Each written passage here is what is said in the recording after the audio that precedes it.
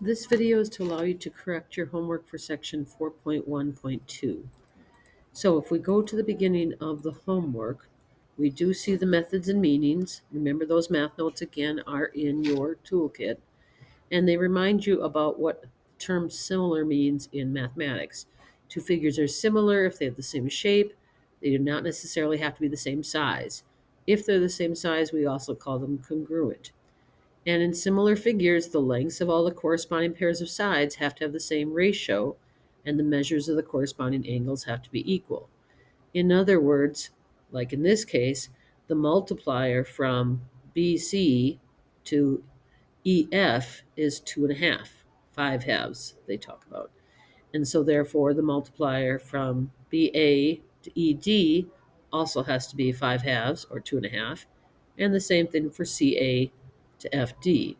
And then you also notice that the angle measurements are congruent. So angle CBA is congruent to angle FED, and so on. So the first thing they want you to do is draw a diagram that can be represented by each of these following number expressions, circle the terms, and figure out the value.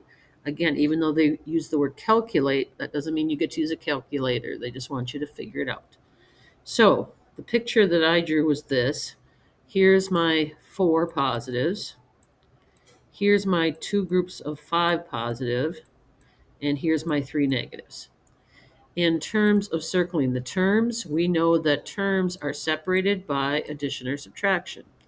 So this would be a term, so would the 2 times 5, and so would the -3.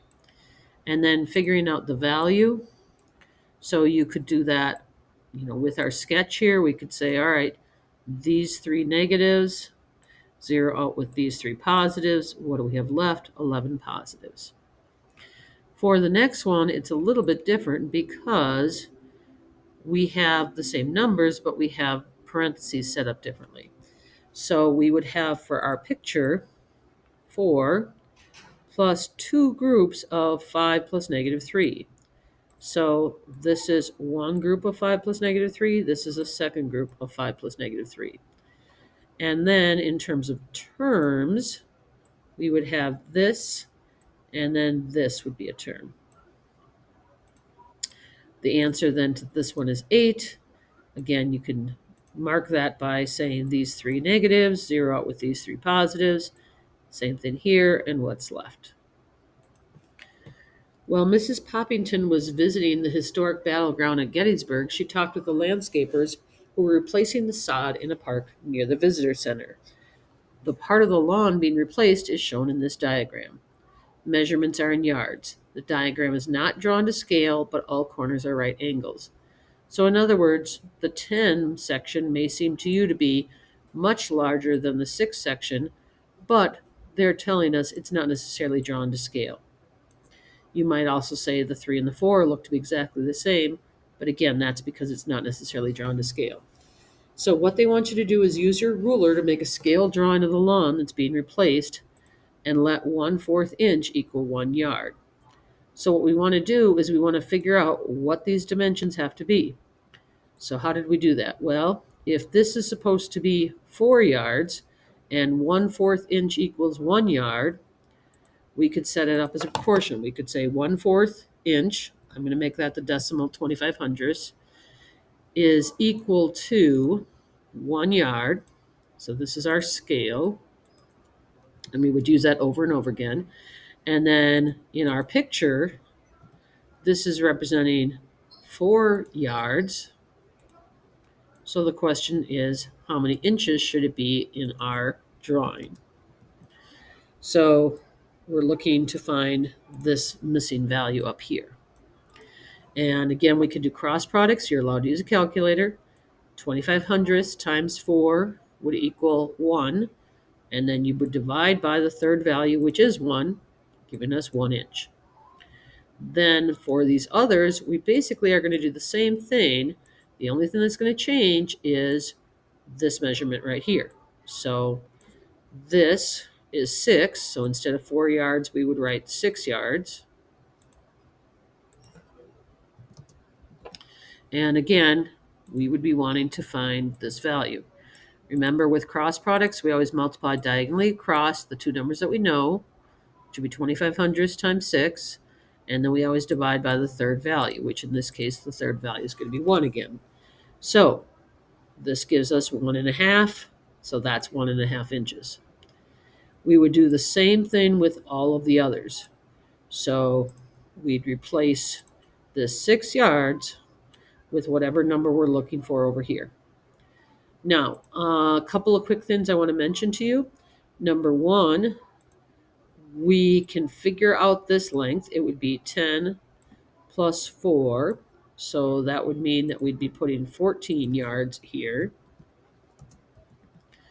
And again, this would be our unknown. We'd do cross products. And that's how I got 3.5. And then for this section here, that would be the 6 minus 3. So that would be 3. So you need to show your work. You need to show how you got those measurements that I am giving you right here. Now remember, the sort of quote marks here represent inches. Then they want to know how many square yards of sod will be needed. So we're getting that from the yards, the original information. So this rectangle would be 4 times 6. So that'd be 24 square yards. And then this rectangle would be, looks like 10 times 3, 30 square yards. So altogether, we would need 54 square yards. Then, if it's $2.43 per square yard, how much will it cost? So we're going to take the square yards and multiply by the cost. And we get that. Again, you are allowed to use a calculator, but make sure you show what you put into the calculator. In other words, I want to see 54 square yards times $2.43 a square yard equals this.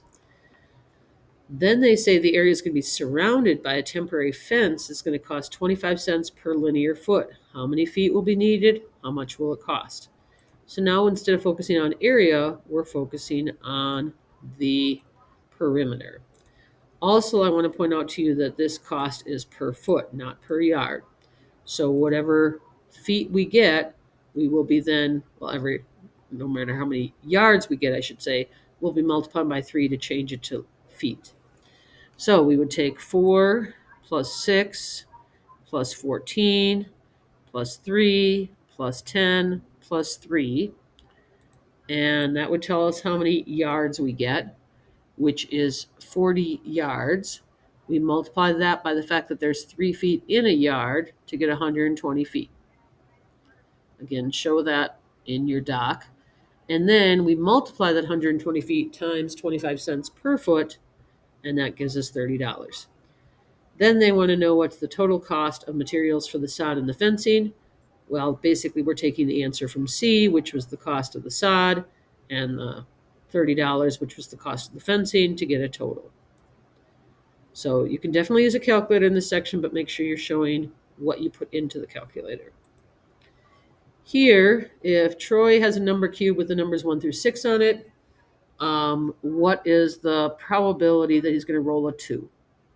Well, there is 1 2 on a number cube or die out of 6.